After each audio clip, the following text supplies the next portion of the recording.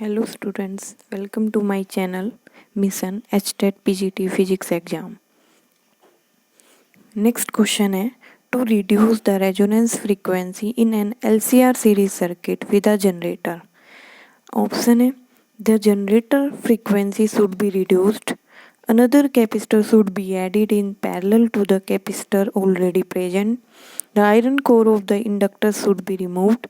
The dielectric in the capacitor should be removed. First of all, we know that the resonance frequency in LCR series circuit, the formula of resonant frequency is equal to 1 upon square root of LC. L is the inductance of an inductor, C is the capacitance of a capacitor. So, angular frequency depends on the value of L and C. If L increases, angular frequency decreases. If C increases, angular frequency decreases. So, हम check करते हैं सभी options को कि क्या वो match कर रहे हैं नहीं. ठीक है.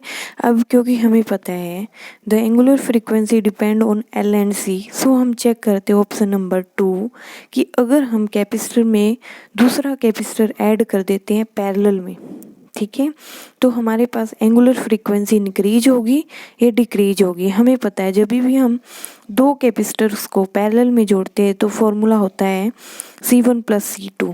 तो ये है C + C1, तो आंसर आगा C डैश. ठीक है. इसीलिए जो ओमेगा होगा एंगुलर फ्रीक्वेंसी वो C के इंक्रीज होने से डिक्रीज होगी. तो option number 2 is the right answer. ठीक है.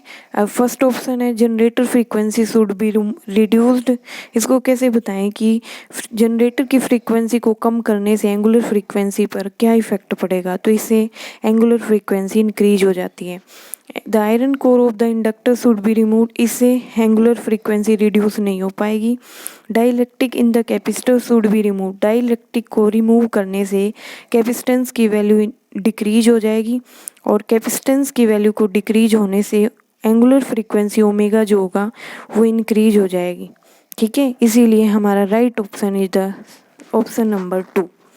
नेक्स्ट क्वेश्चन है the desirable properties of making permanent magnets are.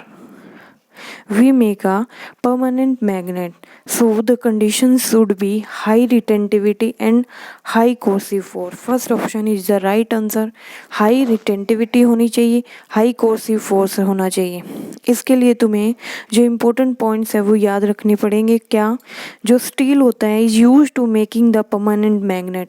Permanent magnet बनाने के लिए स्टील का यूज किया जाता है. क्यों?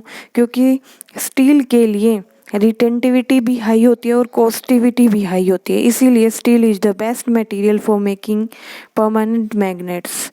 But if we make electromagnets, then the soft iron is the best material to make the electromagnets. Okay. तो ये था हमारा question number 4th and 5th.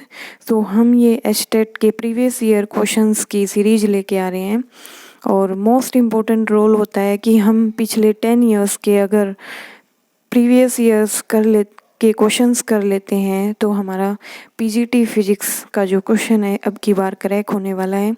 तो बने रहिए. Thank you very much.